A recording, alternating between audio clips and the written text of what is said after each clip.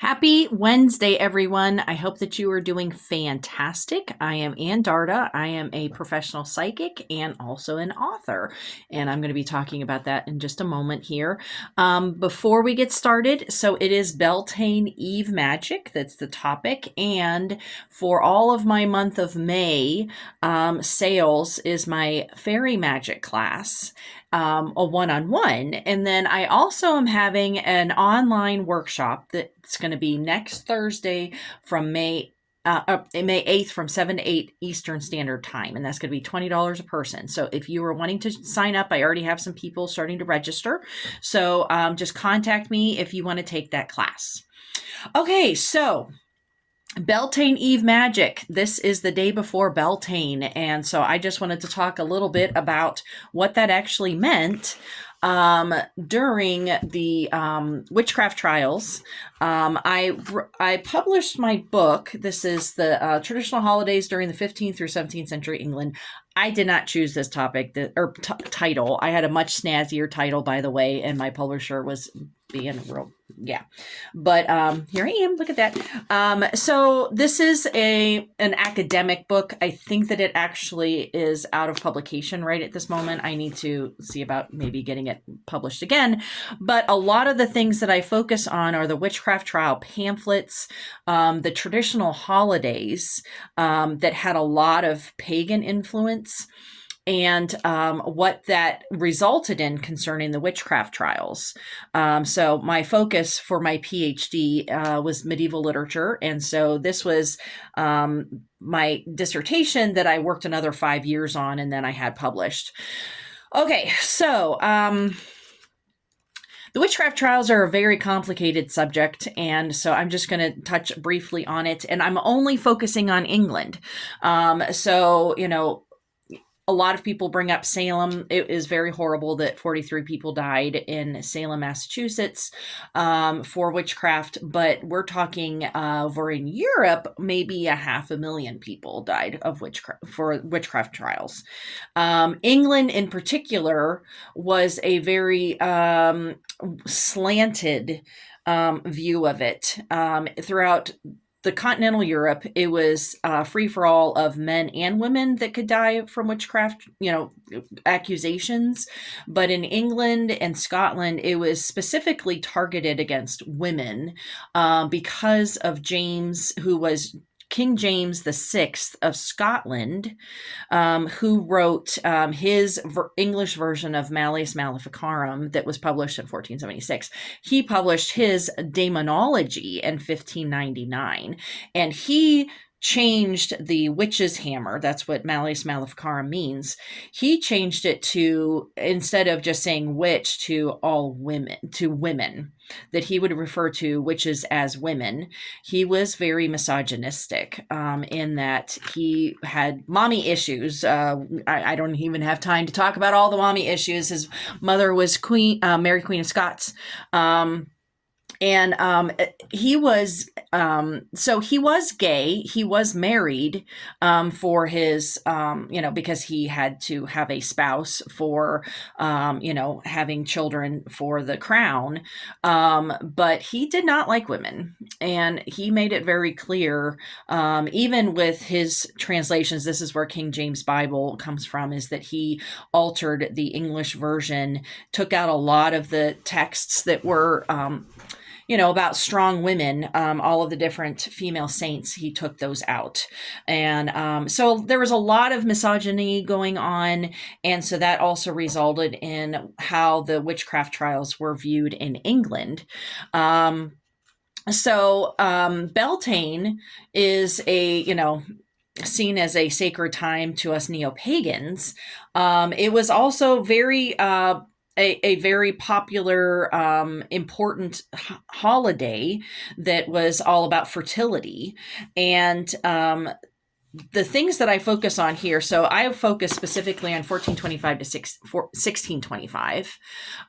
So this is late medieval period, but they still celebrated Beltane during this time period, and it became very controversial because it wasn't just about the sexuality aspect of it, because it was a fertility holiday, fertility celebration. The maypole being a phallic symbol, and, people going out and having sex in the woods and all that fun stuff. That was, not seen as good by a lot of the puritanical leaders. And especially as we shift from Catholicism to Protestantism, where things became much more conservative with the celebrations, that it also in turn made the different roles be very controversial. So we have the May Queen that was prevalent in the different Beltaine celebrations throughout England. And the different things that they wrote about in the different texts, where the May Queen or goddess Flora singing and dancing for entertainment, for the nobility. So the young women in particular were very much under scrutiny during this time period for, were they dancing too much? Were they singing too much? Oh, geez, and there are a lot of very conservative writers, especially the Puritans, who banned dancing, especially during Beltane, because it was going to make all of the young women lose their virginities, and then everybody was going to hell after that. So, we have a lot of those aspects to it, but the May Queen was very vital to these celebrations. And there were a lot of spells in the different medieval spell books. And they talk about, going out, young women in particular, and getting dew off of the plants and whatnot. They never really specify how exactly to collect dew, but you're just supposed to get dew and put it on your face to make you look pretty, get rid of all your freckles and all these other things, so that you can get yourself a spouse, so you can get yourself a husband.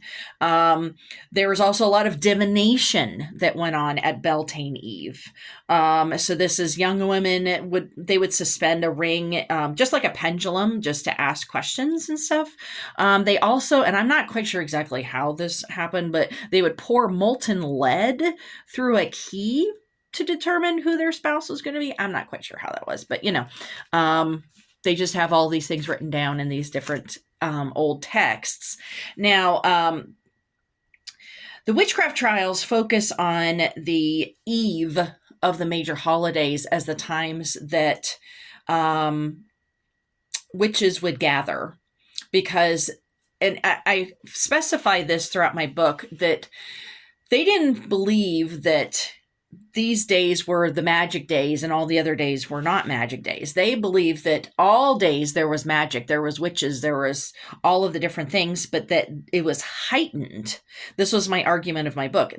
The holidays, the Sabbats, were heightened days of magic where you really had to watch out. And so then, of course, the witches gathered and danced and sang and had sex with the devil, apparently, during these Eve Sabbats. So Beltane Eve, Samhain Eve, all of these different days were times when, especially women. So in England, like I'm saying, James VI was super concerned about women and what they were doing the eve of Beltane, of Samhain, of Easter, of all of the different holidays. He was very concerned about what women were doing at that time.